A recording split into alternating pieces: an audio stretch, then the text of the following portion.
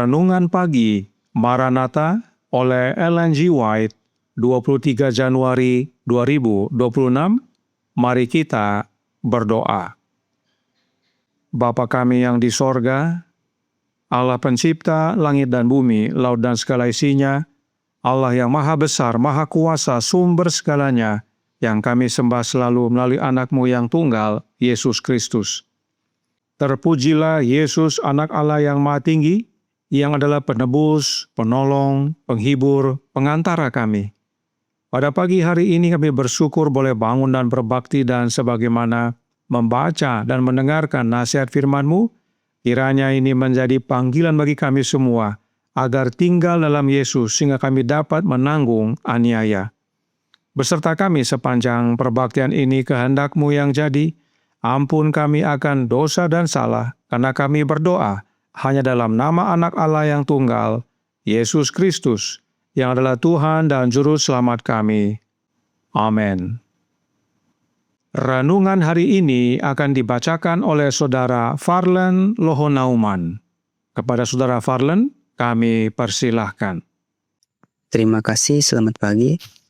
Bacaan renungan pagi kita hari ini, Jumat 23 Januari 2026. Berjudul, Intoleransi dan Penganiayaan. Ayat intinya terdapat di dalam Yohanes 15 ayat 20. Berbunyi, "Ingatlah apa yang telah kukatakan kepadamu. Seorang hamba tidaklah lebih tinggi daripada tuannya. Jikalau mereka telah menganiaya aku, mereka juga akan menganiaya kamu. Jikalau mereka telah menuruti firman-Ku, mereka juga akan menuruti perkataanmu." Penganiayaan dalam berbagai bentuk adalah perkembangan dari suatu prinsip yang akan tetap ada selama iblis masih ada, dan kekristenan memiliki kuasa yang hidup. Tidak seorang pun dapat melayani Allah, menimbulkan perlawanan dari bala tentara kegelapan. Malaikat jahat akan menyerangnya, khawatir bahwa pengaruhnya sedang melepaskan jiwa-jiwa dari tangan mereka. Orang-orang jahat yang ditegur oleh teladannya akan bersatu dengan mereka untuk berusaha memisahkan dia dari Allah melalui godaan yang memikat. Bila cara ini tidak berhasil, maka kuasa paksaan akan digunakan untuk memaksa hati nurani. Namun selama Yesus masih menjadi pengantara manusia di tempat kudus di atas, pengaruh pengekangan Roh Kudus masih dirasakan oleh para penguasa dan rakyat. Roh Kudus masih mengendalikan sampai batas tertentu hukum-hukum negara. Seandainya tidak ada hukum-hukum ini, keadaan dunia akan jauh lebih buruk daripada sekarang. Walaupun banyak penguasa adalah agen aktif iblis, Allah juga memiliki agennya di antara para pemimpin bangsa. Musuh mengerahkan hamba-hambanya untuk mengusulkan langkah-langkah yang akan sangat menghambat pekerjaan Allah. Tetapi negarawan yang takut akan Tuhan dipengaruhi oleh malaikat kudus untuk menentang usulan-usulan itu dengan argumen yang tak terbantahkan. Dengan demikian, beberapa orang akan menahan arus besar kejahatan. Perlawanan musuh-musuh kebenaran akan ditahan agar kebenaran malaikat ketiga dapat terlaksana pekerjaannya. Ketika amaran terakhir diberikan, hal itu akan menarik perhatian para pemimpin ini melalui siapa Tuhan sedang bekerja. Dan sebagian dari mereka akan menerimanya, serta berdiri bersama umat Allah dalam masa kesusahan. Hai Bani Sion, bersorak-sorailah dan bersukacitalah karena Tuhan Allahmu. Yoel 2 ayat 23.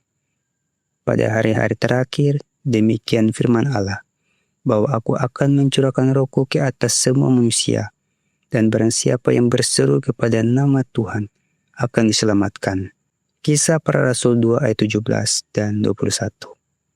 Pekerjaan besar Injil tidak akan ditutup dengan manifestasi kuasa Allah yang lebih sedikit daripada yang menandai permulaannya. Demikian bacaan renungan pagi kita. Terima kasih. Terima kasih atas penatelanan Saudara Farlen. Tuhan Yesus memberkati. Selamat pagi saudaraku dalam Tuhan. Penganiayaan itu tidak bisa dihindari, khususnya bagi umat-umat yang setia menyembah Allah yang benar. Bahkan, penganiayaan itu membersihkan. Manuskrip 48 tahun 1891 paragraf 5 berkata, tanpa adanya penganiayaan, ada beberapa orang yang bergabung ke dalam barisan kita yang tampak baik-baik saja dan kekristenan mereka tidak diragukan lagi. Tetapi yang, jika penganiayaan terjadi, akan meninggalkan kita. Mengapa bisa demikian? Dalam paragraf selanjutnya dikatakan, gantinya dikuatkan ketika dihadapkan pada kesulitan, banyak yang membuktikan bahwa mereka bukanlah ranting-ranting hidup dari pokok anggur yang benar. Mereka tidak berbuah dan sang pengusaha membuang mereka. Artinya, mereka tidak tinggal dalam Yesus, dan jika tidak tinggal dalam Yesus, maka mereka tidak memiliki rohnya Yesus. Karenanya penting untuk memiliki rohnya Yesus agar kita tahan uji. Sebab renungan pagi hari ini berkata dalam Maranatha halaman 31 paragraf 2. Penganiayaan dalam berbagai bentuk adalah perkembangan dari suatu prinsip yang akan tetap ada selama iblis masih ada dan kekristenan memiliki kuasa yang hidup. Tidak seorang pun dapat melayani Allah tanpa menimbulkan perlawanan dari bala tentara kegelapan. Malaikat jahat akan menyerangnya, khawatir bahwa pengaruhnya sedang melepaskan jiwa-jiwa dari tangan mereka. Orang-orang jahat yang ditegur oleh teladannya akan bersatu dengan mereka untuk berusaha memisahkan dia dari Allah melalui godaan yang memikat. Bila cara ini tidak berhasil, maka kuasa paksaan akan digunakan untuk memaksa hati nurani. Selama masih ada setan, maka bentuk penganiayaan akan tetap ada bahkan meningkat. Terlebih terhadap mereka yang memiliki kuasa hidup, yaitu memiliki rohnya Yesus, sebab Yesus adalah roh yang menghidupkan.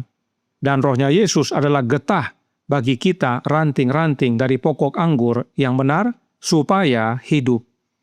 Jadi, meski ada aniaya, tapi umat-umat yang tinggal dalam Yesus tidak takut. Bahkan Roh Nubuat berkata dalam The Great Controversy edisi 1888 halaman 602 paragraf 1. Biarlah perlawanan muncul, biarlah kefanatikan dan intoleransi kembali berkuasa, biarlah penganiayaan berkobar, dan orang-orang yang setengah hati dan munafik akan goyah dan meninggalkan iman mereka. Tetapi orang Kristen sejati akan berdiri teguh seperti batu karang, imannya lebih kuat, harapannya lebih cerah daripada di masa kemakmuran. Inilah pentingnya penganiayaan untuk membersihkan. Yang manakah kita? Apakah orang-orang yang setengah hati dan munafik, atau Kristen sejati? Ujilah diri masing-masing. 2 Korintus 13 ayat 5 berkata, ujilah dirimu sendiri, apakah kamu tetap tegak di dalam iman. Selidikilah dirimu, apakah kamu tidak yakin akan dirimu bahwa Kristus Yesus ada di dalam diri kamu? Sebab jika tidak demikian, kamu tidak tahan uji. Bagaimana Yesus ada di dalam diri kita? Oleh kehadiran rohnya. Mereka yang memiliki rohnya Yesuslah yang disebut Kristen dan tahan uji. Dan tidak hanya oleh memiliki rohnya Yesus kita tahan uji, namun oleh rohnya Yesus itu juga pengekangan aniaya masih terasa di dunia ini. Itulah yang renungan pagi hari ini nyatakan dalam Maranatha, halaman 31 paragraf 3. Namun selama Yesus masih menjadi pengantara manusia di tempat kudus di atas, pengaruh pengekangan Roh Kudus masih dirasakan oleh para penguasa dan rakyat. Roh Kudus masih mengendalikan sampai batas tertentu hukum-hukum negara. Seandainya tidak ada hukum-hukum ini, keadaan dunia akan jauh lebih buruk daripada sekarang. Jadi, selama Yesus masih jadi pengantara kita atau imam besar kita di sorga, maka Roh Kudus masih bekerja mengekang di dunia ini. Roh Kudus yang mana yang dimaksudkan? Kerinduan Segala Zaman jilid pertama, halaman 166 paragraf 3 berkata, sementara Yesus melayani di bait suci yang di sorga, oleh rohnya, yaitu rohnya Yesus, ia, yaitu Yesus, masih juga melayani jemaat di dunia ini. Ia, yaitu Yesus, ditarik dari indera melihat, Artinya tidak bisa kita lihat lagi. Akan tetapi janji perpisahannya ditepati. Yesus berkata dalam Matius 28 ayat 20, "Dan ketahuilah, Aku menyertai kamu senantiasa sampai kepada akhir zaman."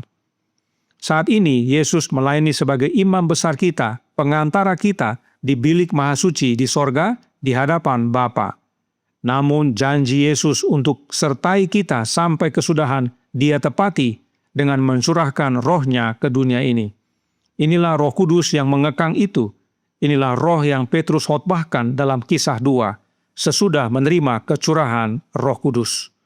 Oleh sebab itu, meski ada aniaya yang dialami umat-umat Allah yang setia, namun karena Roh masih mengekang, maka kita harus semakin giat kabarkan kebenaran. Sebab pekerjaan pekabaran Injil akan ditutup dengan kuasa Roh Yesus yang lebih besar dari permulaannya. Kiranya ini menjadi pembaharuan bagi kita semua. Tuhan memberkati, saya bawa dalam nama Yesus. Amin. Mari kita berdoa. Bapa kami yang di sorga, Allah pencipta langit dan bumi, laut dan segala isinya, Allah yang maha besar, maha kuasa, sumber segalanya, yang kami sembah selalu melalui anak-Mu yang tunggal, Yesus Kristus. Terima kasih atas panggilan dan nasihat yang menguatkan pada pagi hari ini. Kami dipanggil untuk tinggal dalam Yesus agar kami dapat tahan terhadap aniaya. Sebab selama masih ada setan, aniaya akan terus bekerja. Sebab tetap ada umat yang setia sampai pada akhirnya. Dan teristimewa, biarlah melalui kehadiran Kristus dalam hidup kami semakin giat mengabarkan, sebab Roh masih mengekang. Karenanya tolong kami ya Bapa, karuniakanlah Roh anak-Mu dalam hidup ini, sebab Roh-Nya Kristus itulah getah yang mengalir pada kami, ranting-ranting yang terhubung pada Yesus, sehingga kami hidup dan berbuah. Beserta kami sepanjang hari ini kehendak-Mu yang jadi, ampun kami akan dosa dan salah, karena kami berdoa hanya dalam nama Anak Allah yang tunggal, Yesus Kristus, yang adalah Tuhan dan Juru Selamat kami. Amin.